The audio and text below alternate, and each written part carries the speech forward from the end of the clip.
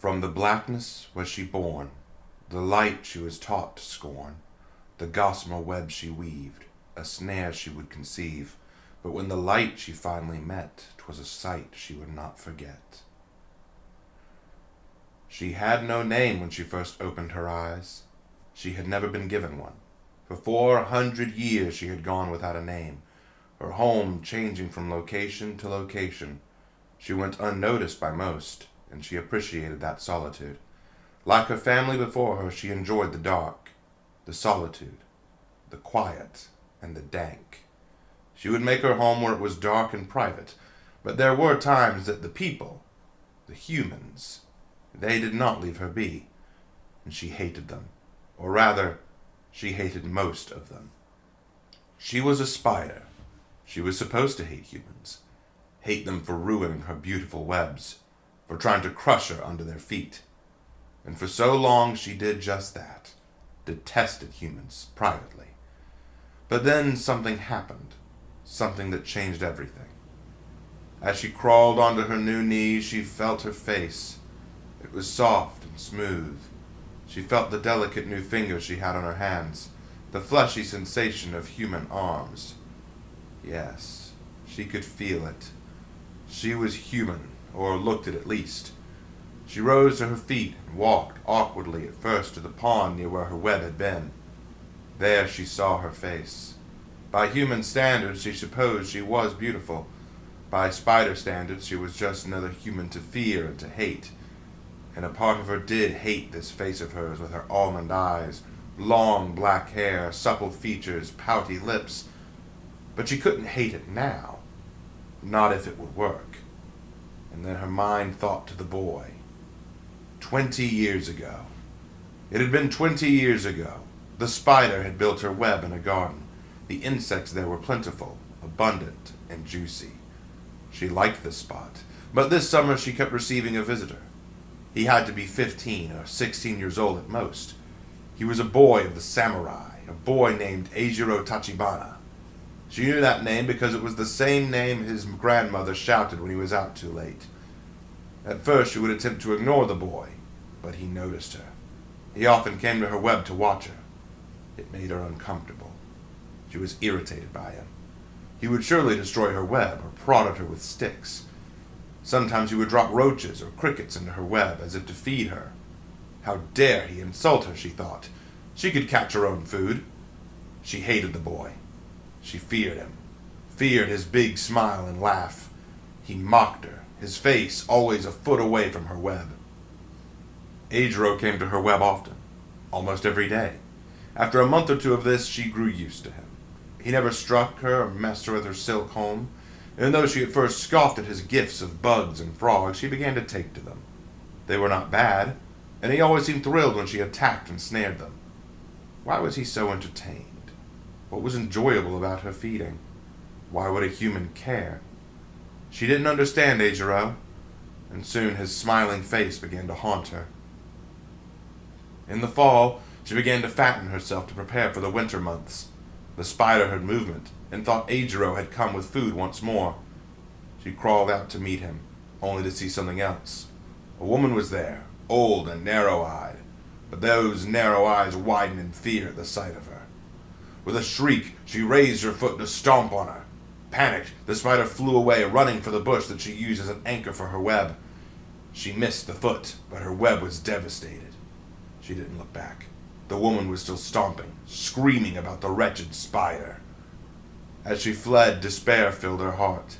The winter months were coming, and without her web she couldn't catch food to prepare. It would take too much energy to make a new one, and in that time the bugs would be scarce. She was surely to die. Just as she was about to crawl out of the web, she suddenly saw a familiar hand. Eijiro was kneeling by the bush, wide-eyed, concern on his face, and his hand was outstretched to the spider. "Come with me," he whispered. But the spider didn't move. Instinct told her to flee or to bite. But the boy, Eijiro, there was no hate in his face, no fear. Timidly, cautiously, she took his hand and allowed her fate to rest in it. Memories, glorious and bitter memories. The spider stood up, standing and looking around the forest she was in now. She knew the direction she needed to travel, but she was hungry, and a small insect would not feed this body. She needed something larger. She also noted her nakedness. Humans wore clothing, so she swiftly used her silk to weave a bright white kimono for herself and began to walk through the woods. Other spiders who beheld her bowed in reverence. Very few spiders reach their 400th year of life to become Jorogumo. She must be cautious. Drawing attention to herself could be dangerous. She stopped near a farm where a solitary donkey was grazing nearby. Her eyes flashed. Her stomach growled. She found her fangs itching behind her lips. She was upon it in moments, her silk snaring it like a great net and dragging it, braying with terror away from the safety of the meadow and into the shadows of the trees. She opened her mouth and bit its neck, but the beast kept screaming. "Be quiet, you foolish animal. Stop your screaming," she thought. But the animal continued to scream. Reaching with her hand, she grabbed a sharp stone nearby and silenced the animal with a strike to its head. It ceased moving, and she fed. This was an important rule to learn. Bugs don't make noise when you feed on them, but larger animals do. She must take care not to draw attention, so she would need to silence her food before feeding. For that, she would need a weapon. But where to find one? That could wait until she was hungry again. She then went on her way, walking towards her destination, thinking about that boy 20 years ago. Adro had taken her to his room and placed her on the windowsill beside his bed. "Build your web here," he said. "Grandmother doesn't come in here often. She can't climb the steps well, and Father's always gone, so he won't know." His kindness was astounding to her. Her pride was somewhat hurt at the thought of accepting his charity, but with winter around the corner, she knew it was her only option. So she began to build her web on the window. When the boy would come to her, he came with any bugs or frogs he caught outside, feeding them to her as she never went wanting. In time, she came to adore the boy. Eijiro spoke to her often, before he fell asleep, when he was sick, or when he just wanted to talk. It was from his stories and words that she knew all about the boy. Eijiro was the son of a daimyo named Kensei Tachibana. He was in the middle of a conflict with the Vikings of the north, and hadn't come home in months. "But he'll be fine," Eijiro told her. "He's a samurai. A samurai fears nothing." But the look on his face told her that he was worried, though she, of course, did not tell him this. Humans, even kind ones, do not hear the voice of spiders. During the winter, he would talk and laugh. He would tell jokes. He would feed her. And soon, Eijiro had become precious to her. But the happiness Eijiro showed faded with the winter.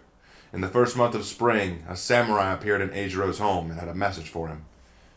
Eijiro came to tell her about it, lip quivering and eyes holding back tears. His father had died at the hands of the Vikings. He was now the new head of the clan, and the daimyo of Chikushu. "I'll have to leave in a few days," he explained to her. "I'll be living in the castle from now on. I have to learn what it means to be a clan leader. My uncle will be educating me. He's nice, but he won't like you very much. I'm sorry." She knew he was sad, and she wanted so terribly to comfort him, but there was nothing she could say or do to ease his pain. "You must leave tonight, before anyone finds you. Go and be happy, and remember me?" And she had. For 20 years she had thought of nothing else but the boy whom she had come to love, and now she would find him in Chikushu. With this body, she could finally speak to him the way he spoke to her, comfort him for these losses, thank him for his kindness. She would do all she could for him, as thanks for his generosity and his compassion, something no human had ever shown to her before. Getting to Chikushu took a few days of walking, and she grew hungry again, but as she passed through towns, killing and eating livestock would be dangerous.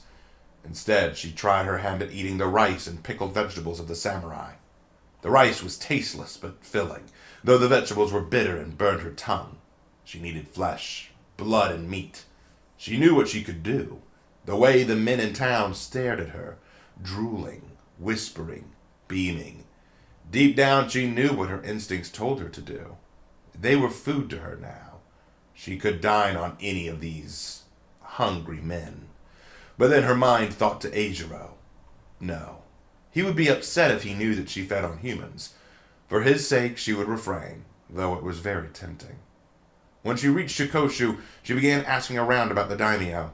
The people spoke kindly of him. None had a bad thing to say. Eijiro Tachibana was a well-liked man. He had waged a successful campaign to regain territory from the knights and was currently planning a defensive campaign against invading Viking marauders. However, there were rumors. Rumors of a danger. Some say that Eijiro's cousin, Dosetsu, was jealous and seeking his station. There were talks that Dosetsu might do something to remove Eijiro, and some even whispered he had hired a ninja clan to silence and kill Eijiro. But all that she wanted to know was how to meet the daimyo. Now the people were confused by this. Few peasants got an audience with the daimyo. So dejected and sad, she wandered around the town, gazing longingly up at the castle, searching for a way she might sneak inside. She could become a spider again, but it was too risky that someone would try to harm her before she got to him. So for a week, she was lost in thought and planning. Hunger was too great for her at the end of the 7 days, and at last was forced to give in. She slunk into the forest outside of the city, and to her surprise found a man there. He was masked and carrying a pair of sickle weapons. He was reading something, what looked like a map. That didn't matter to her. She sprang upon him and then bit deep into his neck, using a small dagger to quiet him as she fed. She had no choice, and would merely beg Eijiro's forgiveness. But as she fed, she looked at the paper the man had. It was indeed a map of the castle. Why did he have it? And where did he get it? She finished her meal and then picked up the scrawling. As she gazed at it, she thought to what the townsfolk had said. A jealous cousin. Kill Eijiro. And on the scroll were a series of drawings of entrances, exits, and on one certain room, a mark that surely meant. In a panic, she ran to the castle as fast as her 2 human legs could take her. Using a secret entrance shown to her on the map, she slid through and into the catacombs of the palace. She froze at the sight. A dead samurai lay nearby, a large gash across his neck. By his side lay a long, sharp blade. She reached down and picked it up, and as she did, the pattern of the blade began to change. Silk linings strung along it, marking it touched by a yokai. With a weapon now in her hand, she dashed through the palace, following the path of the map to seek Eijiro before the killer did. Every twist and turn she made along the path revealed more dead samurai, and a few strangled attendants and servants. The enemy was further ahead than she thought. Finally, she heard a breaking of a wood and paper door. She turned the hall to see a ripped-open doorway. She plunged through it, and the sight shook her. 2 shinobi stood there, ninjas in outfits of darkness, wielding scythe-like weapons with chains attached. At the other end of the room, where they had entered, was Eijiro Tachibana. He was older now. He had longer hair tied into a tail. He had a slight beard on his face, but that same youthful look abounded. He was half naked, having only just awoken from the surprised intruders. He scrambled to his feet to grab for his sword, but the ninjas were moving fast. With a scream of unnatural origin, she sprang at them. The first ninja never saw her coming as she plunged her sword deep into his back. The second ninja, now realizing that they had company, spun and did a leap to evade her attack. The 2 began a dance of death and scythe. She wasn't used to this. Fighting wasn't her strong suit. She preferred to wait and to ambush, to lure into traps. Striking, dodging, and evading was a new sensation. And yet it felt wonderful. Like when an unruly wasp is caught in the web, how it thrashes and yanks back and forth to rip free. So the cunning spider must now know how to outwit even the most nimble and hostile of prey. And now she hunted far more wild and vicious prey than a wasp. The ninja made a fast kick to her head. She dodged and slid her blade across his arm, sending blood spraying. The ninja winced and threw his com at her. She rolled aside and began her attack again. The ninja and her carried on this exchange of blows, but after a few rounds, the ninja finally outdodged her and slammed her to the ground with a kick. He jumped on top of her and raised his kama. She had no choice but to expose herself. Raising her hands, magical silk sprayed around the shinobi's wrists and snared them. The ninja let out a yelp of terror as the silk began to spread down his body. Her eyes were glowing with a light that belonged not to the world of men. She kicked the poor man back and then sprung forward, impaling him through the chest. The ninja let out a desperate yelp and struck her in the face. She sneered and then plunged her fangs into his neck, pumping her venom into him. She yanked the sword out of his body with a pull and then killed the dying assassin, kicking him to the floor. "Yokai!" The voice stirred her back to look at Eijiro. Her eyes returned to their more human appearance, and she swiftly backed away at the look of fear in his eyes. She opened her mouth to speak, but felt the words fall dead on her lips. She moved a step closer as if to speak to him, but before she could, the doors behind her filled with shouts and roars. "Tachibana-sama!" The samurai were pouring in, finally aware of the shinobi invasion. One look at the woman, and they started towards her swiftly. "Yamero!" Eijiro roared back. The samurai froze in place, their swords halfway out and ready to kill. "Stay your blades at once. This woman is my consort, Matsunaga-dono." She felt his hand grab her shoulder and squeeze it, a clear warning telling her to be silent and not to interrupt him. "Matsunaga-dono, rescue me from these two. How shameful! A mere woman consort with a stolen blade could protect me better than my own guard. Who's responsible for this?" The samurai shamefully bowed. "Forgive us, sire. We have failed you. Then redeem yourselves," Eijiro snapped. "Search the grounds. Find out how they got in and kill any others you find. You have until sunrise. Now go. Now!" The samurai leapt to their feet and ran out of the room to search for the rest of the shinobi. As they left, the spider turned to Eijiro, who had stepped away from her and returned to his bed, standing by it quietly as he waited for the room to empty. "You are not human," he muttered. "The things you did, you are clearly a yokai. Jorogumo, ne?" The woman nodded her head slowly, reverently, realizing that Eijiro had just saved her life again. "So desu. Jorogumo. A spider who lives 400 years may become magical and take the form of a woman. That is the only explanation. But Jorogumo are man-eaters. Humans are their food. What spider yokai would rescue me?" His eyes turned to her and she winced, trying not to blush. "Unless that spider yokai knows me. Knew me as more than food, so desu ka?" Again she said nothing, her fingers trembling. "Fukano desu. It's impossible. And yet, could you be..." He marched towards her and then got close, putting his face up in front of hers. His eyes were close to her now, and his face seemed so near, like it did when he was a child gazing at her in her web. "When I was a boy, there was a spider who lived in my grandmother's garden. I sheltered her in my room until I was called here to Chukoshu. That spider. Would you be..." She smiled weakly at him, her eyes shining with satisfaction, and Eijiro's eyes' own widened into its belief. "It is you. All these years and it's you, but why have you come here? What are you..." She stepped close to him and took his hand, biting her lip nervously as she stared at him, her expression one of yearning. She finally opened her mouth to speak, but Eijiro threw up his free hand quickly. No, do not speak yet. I can tell this is hard for you to say," he sighed. "I will give you time to think about what you want to say and do. I owe you that." He then stroked her long hair and smiled. "You're quite different than the little spider I discovered by my bushes. Such a beautiful creature."